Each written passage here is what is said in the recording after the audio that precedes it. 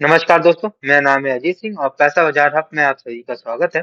आज हम बात करने वाले हैं कुछ स्टॉक्स के बारे में। हो सकता है वो स्टॉक आपकी वॉच लिस्ट में हो, तो प्लीज इस वीडियो में लास्ट तक बने रहिएगा।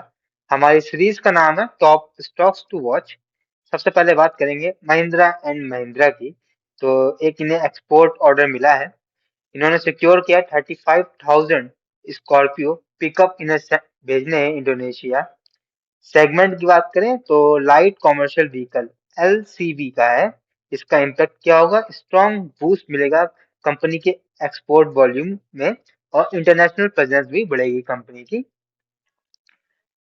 अगला स्टॉक है बजाज फाइनेंस। तो ब्रोकरेज के क्या व्यू हैं जानते हैं। जेफरीज बाई की रेटिंग दी है और टारगेट प्राइस दिया है 1270 का। एंटिक ब्रोकिंग ने बाई की रेटिंग दी है और टारगेट प्राइस दिया है 1070 का। एम्बिट कैपिटल ने सेल की रेटिंग दी है और टारगेट प्राइस दिया है 713 का। तो केन्स टेक्नोलॉजी के क्वार्टर थ्री की परफॉर्मेंस की बात करें, revenue 848 crore year on year basis पर ग्रोथ हुई है। पहले था last year 685 crore. Quarter on quarter basis पर डिप हुआ है, रेवेन्यू मतलब गिरा है। इससे पहले क्वार्टर में था 949 करोड़ का। नेट प्रॉफिट की बात करें तो क्वार्टर थ्री में निकल के आया है 76 crore. Year on year basis पर कंपनी का प्रॉफिट बढ़ा है। पहले पिछले साल था 66 करोड़ का। क्वार्टर ऑन क्वार्टर बेसिस पर कंपनी का प्रॉफिट गिरा है। पिछले क्वार्टर में था 121 करोड़ का। एचएएल हिंदुस्तान एरोनॉटिक्स लिमिटेड की बात करें, कुछ नेगेटिव फैक्टर्स हैं या फिर क्या पॉइंट्स हैं। सबसे पहला, तेजस की डिलीवरी डिले हो रही है। इन्होंने डेडलाइन दी थी फरवरी 2024 की, जो कि इन्होंने अभी तक डिलीवरी स्टार्ट नहीं की है। फाइटर जेट प्रोग्राम से कंपनी को बाहर हो गई है। मॉर्गन स्टैनली इन्होंने नेगेटिव आउटलुक दिया है और कहा है डाउन साइड का रिस्क है 20% का।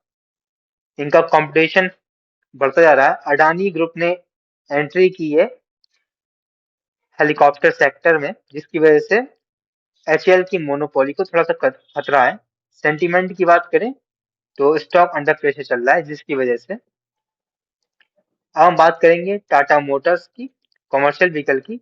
तो इंडेक्स फिगर ये है कि निफ्टी नेक्स्ट 50 में मार्च में रीशफल होगी। उम्मीद है कि टाटा मोटर कमर्शियल व्हीकल को उसमें जगह मिलेगी। अगर ऐसा होता है तो कंपनी के स्टॉक में $140 मिलियन का इनफ्लो आ सकता है। पॉजिटिव है क्योंकि पैसिव फंड बाइंग होगी और स्टॉक को सपोर्ट प्राइस मिलेगा। अब हम बात करेंगे वरुण बेवरेज की।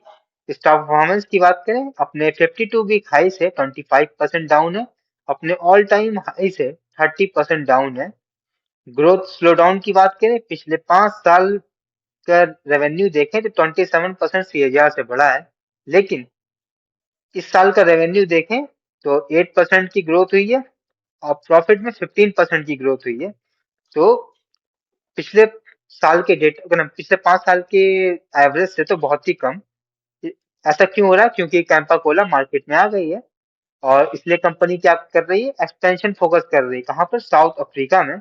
और स्नैकिंग बिजनेस में उतर रही है। कंपनी का टारगेट है 2 से 3 साल के अंदर 100 मिलियन तक की स्नैकिंग बिजनेस को ले जाना। स्टॉक में गिरावट का कारण क्या है? क्योंकि ग्रोथ स्लो है कंपनी की। अब हम बात करेंगे डिक्सन टेक्नोलॉजी की। तो इंडिया जो यूएस की ट्रेड डील हुई है उससे क्या फायदा होगा? अपॉर्चुनिटी साइज बढ़ गया है। $40 बिलियन का इलेक्ट्रॉनिक मार्केट या क्या एक्सपोर्ट पोटेंशियल है यूएस में। तो जब डील हुई है तो इससे कंपनी को भी फायदा हो सकता है। इसका इम्पैक्ट कब मिलेगा? Strong recovery seen in EMF stock. Aarti industry export एक्सप्लोजर 44% revenue आता है कंपनी को एक्सपोर्ट से। टैरिफ रिलीफ, यूएस के टैरिफ में कट हुआ है। पहले 25% था, अब 18% है टैरिफ। शॉर्ट टर्म के लिए पॉजिटिव है। केमिकल एक्सपोर्टर्स को फायदा होगा इस डील से और कहें इस रेट कट से। लॉन्ग टर्म कंसर्न ये है, पिछले 3 से 5 साल का अगर प्रॉफिट ग्रोथ सीएजीआर देखें तो कंपनी का नेगेटिव है। तो ये वीडियो हमारी सिर्फ और सिर्फ एजुकेशनल पर्पस पे थी। कोई भी बाय सेल की रिकमेंडेशन नहीं है। कोई भी निवेश करने से पहले अपने वित्त सलाहकार से बात करें। अगर वीडियो पसंद आया तो लाइक करें, शेयर करें, सब्सक्राइब करें। धन्यवाद।